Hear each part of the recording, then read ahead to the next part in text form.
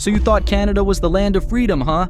The place where you can escape to the wilderness, build your dream cabin, live off solar panels and rainwater, and finally tell society to shove its utility bills where the sun doesn't shine. Well, think again, because while you were busy watching YouTube tutorials on how to build a composting toilet and dreaming about your off-grid paradise, 5 Canadian provinces have been quietly tightening the regulatory noose around off-grid living. And it's not about safety, it's about control, money, and making damn sure you stay connected to the grid whether you like it or not. Before we dive into which provinces are making life hell for freedom-loving homesteaders, do me a favor, smash that like button like you're protesting another ridiculous building code amendment, and hit subscribe so you don't miss the next video where we expose more government overreach disguised as public safety. Now let's get into it. These 5 provinces are leading the charge against off-grid living, and their tactics range from straight-up illegal to bureaucratically suffocating. 1. Ontario, where safety codes became a weapon against Independence Ontario. The province that gave us Toronto's insane housing prices, endless regulations, and a government so in love with paperwork that trees file restraining orders. And now, they're coming for off-grid living with the enthusiasm of a tax auditor who just found an unreported side hustle. Let's start with the 2024 Ontario Building Code. Effective January 1st, 2025, this beast of regulation contains over 1,700 revisions. Yes, 1,700, and many of them directly impact anyone trying to live off-grid. The new code mandates stricter septic system requirements, including mandatory secondary safety screens beneath tank covers, updated standards for leaching beds, and clearance distances that make installing a basic sewage system on rural property a bureaucratic minefield. But here's where it gets sinister. Ontario Building Code Section 8 requires that all dwellings have sufficient power to run CO2 and fire detectors. Sounds reasonable, right? Safety first. Except the devil's in the details. Municipal bylaws across Ontario now interpret this to mean you must have electricity, not the ability to power safety devices, actual grid connection, or a system that meets their arbitrary standards. And those standards, they change by municipality, creating a patchwork of regulations where what's legal in Thunder Bay might be illegal in Ottawa. The real crackdown came in late 2022 when Ontario inspectors started paying visits to off-grid communities in unorganized townships, places where people specifically moved to escape municipal bylaws. The Ontario government, concerned about unsafe conditions and environmental pressure, began requiring proof of compliance with all applicable regulations for sewage disposal, water use, and construction. Translation: prove your DIY septic system meets codes written for subdivisions, or we'll condemn your home. One woman in Clark's Harbor, Cheryl Smith, made headlines when she was refused a certificate of occupancy for her own home because it had no grid electricity despite having fully functional solar power. She had lights, refrigeration, heating, everything needed for modern living. But no grid connection meant no approval. That's not safety regulation, that's institutional control masked as public welfare. The numbers tell the story. According to Ontario Municipal Affairs data from 2023, building permit applications for off-grid properties in unorganized townships dropped 34% after the new enforcement began. That's not because people stopped wanting to live off-grid, it's because the regulatory burden became financially impossible for average Canadians. A basic septic system that cost $8,000 in 2020 now requires engineering reports, soil analysis, multiple inspections, and compliance certifications that push the total cost past $20,000. For many would-be off-gridders, that's the end of the dream before it begins. But Ontario's assault on independence doesn't stop with building codes. Municipal bylaws in cities like Ottawa and Toronto explicitly forbid disconnecting from municipal water and sewer systems. Even if you're paying for services you don't use, you can generate your own power, drill your own well, install your own septic, but you must maintain that grid connection. The monthly fees keep rolling in, whether you use the service or not. It's a subscription model for basic utilities, and there's no unsubscribe button. The stated reason: environmental protection and public health. The real reason: revenue. When people disconnect from the grid, municipalities lose infrastructure fees, connection charges, and the ongoing revenue stream from utility bills. An off-grid household in rural Ontario represents approximately $2,000, $4,000 in lost annual municipal revenue. Multiply that by thousands of potential off-grid homes, and you're looking at millions in lost income. Governments don't like losing money, so they write regulations to prevent loss. And let's talk about the enforcement mechanism. Ontario's Building Code Act gives municipalities the power to issue compliance orders, levy fines up to $50,000 per violation, and even obtain court orders to demolish non-compliant structures. That's right. If your off-grid cabin doesn't meet every subclause of a building code that changes more often than Toronto's weather, they can bulldoze it, and they have. In November 2023, inspectors visited multiple off-grid sites in Northern Ontario. The results? Still under review. Bureaucrats speak for, "We're figuring out how to shut these people down without causing a PR nightmare." The Ontario government's official statement was pure doublespeak, concern for inhabitant safety, and significant pressure on neighboring municipalities. Translation: "We don't trust you to take care of yourself, and we're worried your lifestyle might inspire others." 2. British Columbia Green Energy Theatre and Mandatory Grid Compliance. British Columbia, the province that loves to talk about sustainability, environmental responsibility, and renewable energy, right up until you try to actually do it without government permission. Then suddenly you're a dangerous renegade threatening public safety and environmental standards. Welcome to BC, where the green dream comes with red tape. The BC Building Code 2024, which came into effect March 8, 2024, brought seismic changes, pun intended, mandatory seismic bracing requirements, adaptable dwelling standards, and most importantly for off-gridders, the Zero Carbon Step Code. Starting March 10, 2025, all new buildings in BC must comply with Level 1 of the Zero Carbon Step Code, which includes mandatory greenhouse gas emissions, monitoring, and reporting systems. Let's unpack what this means for off-grid living. The Zero Carbon Step Code sounds progressive, right? Reduce emissions, save the planet, all that feel-good environmentalism BC loves. Except here's the catch. Compliance requires pre-construction energy modeling performed by certified energy advisors, mid-construction verification, and final reporting before an occupancy permit is issued. For a typical off-grid cabin, this adds $3,000–$7,000 in mandatory fees and consultant costs before you even break ground. But it gets better, or worse, depending on whether you're the government or a peasant trying to build a home. The 2024 BC Building Code, Section 9.23.13, introduces new bracing requirements for lateral loads that are specifically calculated for BC's seismic hazard values. Sounds technical? It is, and that's the point. These requirements effectively mandate professional engineer involvement for structures that previously could be owner-built. Want to build a simple 400-square-foot cabin? You'll need stamped engineering drawings, structural calculations, and professional oversight. Cost? Another $5,000, $15,000 minimum. BC municipalities have weaponized zoning laws to restrict off-grid development. Many regional districts now require connection to municipal services where available, and the definition of available keeps expanding. If power lines run within 300 meters of your property boundary, connection mandatory. If municipal water service exists anywhere in your district, you might be required to connect, even if it means running pipes 3 kilometers at your expense. The Comox Valley Regional District, for example, now enforces Step 3 of the BC Energy Step Code for all newly constructed homes, requiring pre-permit energy modeling, mid-construction verification, and final confirmation by certified energy advisors. Occupancy permits are contingent on receiving compliant final reports. No report, no legal occupancy, and those energy advisors, they're not cheap, they're not plentiful, and they're backed up for months because everyone needs their stamp of approval now. Here's the insidious part: BC markets itself as a renewable energy leader. Solar panels? Great. Wind turbines? Fantastic. Hydropower? Wonderful. But try to use those systems to achieve actual energy independence, and suddenly you hit regulatory walls. The BC Energy Regulator has introduced streamlined permitting for large-scale renewable projects, solar farms, wind installations, transmission lines.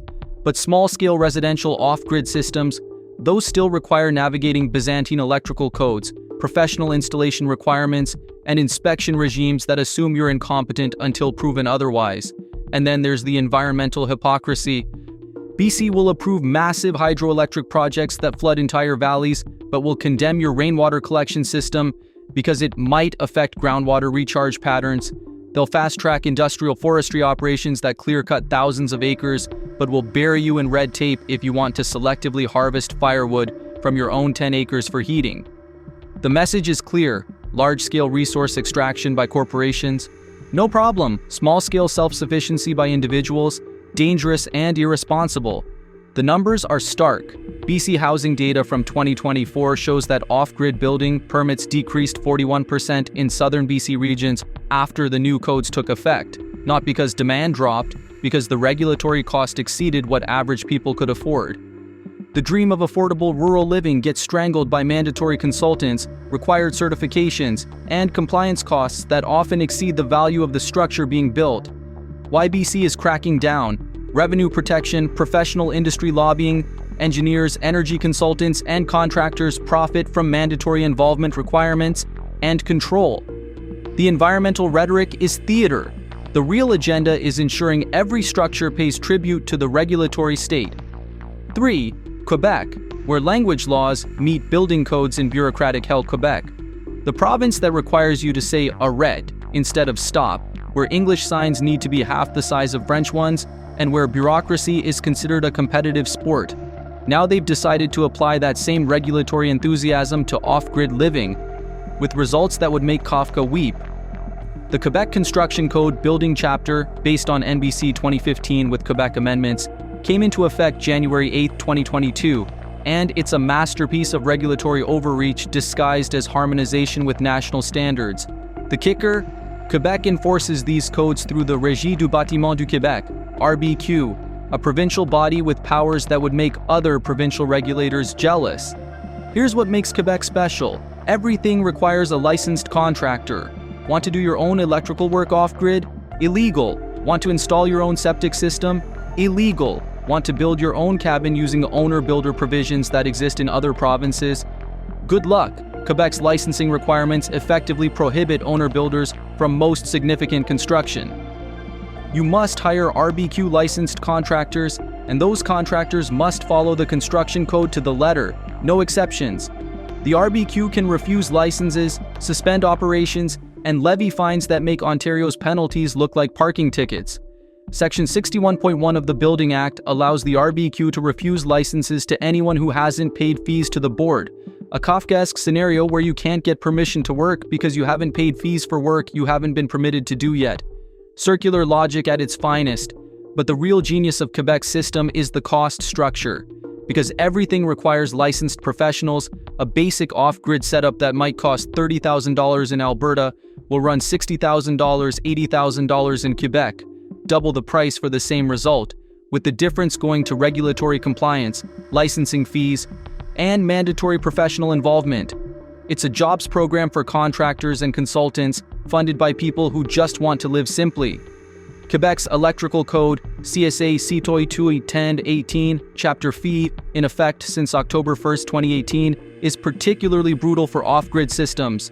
Solar panel installations require licensed electricians. Battery systems require engineered plans. Inverter systems require inspections. Every component of your renewable energy setup requires professional installation, professional design, and professional oversight. DIY solar, not in Quebec. The province that claims to support renewable energy has made it prohibitively expensive for individuals to implement. And here's the linguistic twist. All technical documentation, all compliance paperwork, all interactions with the RBQ must be conducted in French. English is tolerated for individuals covered by exceptions to the Charter of the French language, a deliberately vague category that keeps English-speaking Quebecers in regulatory limbo. Imagine trying to navigate building codes, electrical standards, and septic regulations when half the resources are in technical French, and translation services add another layer of cost and delay. The data is revealing.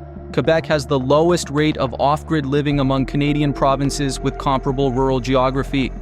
It's not because Quebecers don't want independence, it's because the regulatory structure makes it economically impossible for anyone except the wealthy. According to 2023 RBQ statistics, off-grid building permits represent less than 0.3% of total residential construction in rural Quebec. Compare that to 4 to 6% in similar rural areas of Ontario and BC, and the regulatory suppression becomes obvious.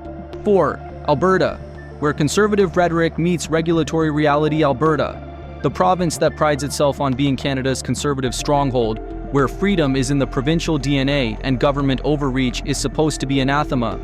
Except when it comes to off-grid living, where Alberta's actions tell a very different story than its rhetoric. The National Building Code, 2023, Alberta edition came into force May 3, 2024. bringing tiered energy requirements and new restrictions that directly impact off-grid aspirations. But here's where Alberta gets interesting. While adopting Tier 1 energy standards province-wide, the minimum tier, the government simultaneously prohibited municipalities from requiring higher tiers. Sounds pro-freedom, right? Until you realize what it really means. Alberta Regulation 5/2024, Section 3 explicitly prohibits accredited municipalities from imposing any energy requirements higher than Tier 1. This creates a regulatory ceiling. You can't be forced to meet higher standards. But the flip side is equally important. You're still required to meet Tier 1, which includes specific energy performance metrics, mandatory inspections, and compliance verification.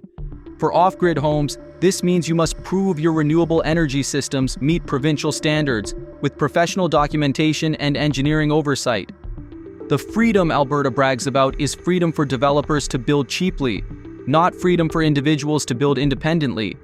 But the real crackdown is in municipal bylaws, where Alberta municipalities have gotten creative in restricting off-grid development without explicitly banning it. Many rural Alberta counties now require connection to available utilities as a condition of occupancy permits. The definition of available is deliberately vague. If power lines exist within 5 kilometers, some municipalities consider that available and mandate connection, even if it costs $100,000 to run lines to your remote property. The Municipal Government Act gives Alberta municipalities broad authority over land use, and they're using it. Counties like Clearwater, 40 Mile, and Lesser Slave River have adopted development bylaws that effectively prohibit off-grid habitation through a combination of minimum lot sizes, requiring larger parcels than most people can afford, setback requirements that make building on smaller parcels impossible, and utility connection mandates that eliminate the economic advantage of off-grid living. Here's the data that exposes the narrative. Despite Alberta's conservative government proclaiming support for property rights and individual freedom, off-grid building permits in rural Alberta declined 23% between 2023-2024, according to Safety Codes Council data. This isn't because Albertans suddenly lost interest in independence, it's because municipal regulations made it prohibitively difficult. Alberta also pioneered a particularly insidious requirement: the safety inspection loop. Want to live off-grid? Fine, but your structure must pass electrical inspections even though you're not connected to the grid, plumbing inspections even though you're not using municipal water, and gas inspections even though you're using propane from private suppliers. Each inspection costs $150 to $400, and each can result in mandatory modifications that require RE inspection.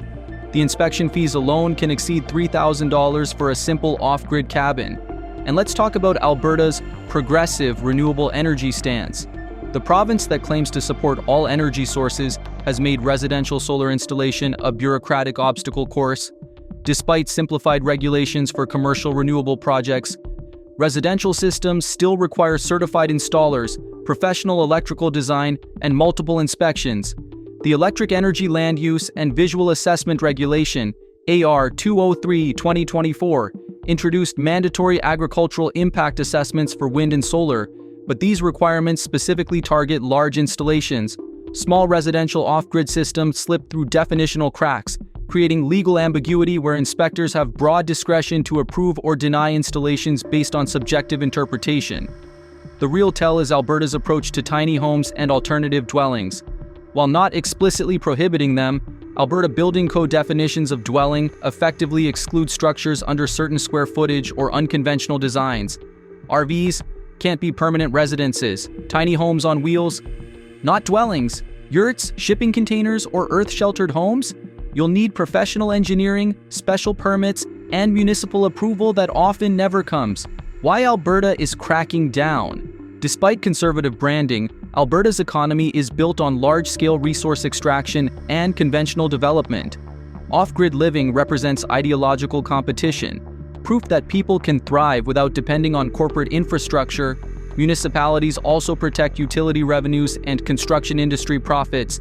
The freedom Alberta sells is freedom for corporations, not individuals. 5. Nova Scotia, small province, big control problem, Nova Scotia. Maritime charm, ocean breezes, and a government that apparently believes every citizen is a potential environmental disaster waiting to happen. This tiny province punches way above its weight in regulatory interference with off-grid restrictions that would make larger provinces blush. Nova Scotia's attack on off-grid living is less about new codes and more about aggressive enforcement of existing ones. The province doesn't need flashy new regulations when they can simply weaponize the ones already on the books. And weaponize they have. Remember Cheryl Smith from Clark's Harbor? Her story isn't an isolated incident, it's official policy. Nova Scotia requires certificates of occupancy for residential structures, and those certificates demand compliance with provincial building codes. The catch? Building codes require adequate power for safety systems. Nova Scotia interprets this as requiring grid connection, or solar systems with battery backup that meet specific technical standards verified by certified electricians. DIY solar, not acceptable. Consumer-grade battery systems, insufficient. You need professional installation, professional certification, and professional inspections, or you don't get occupancy approval.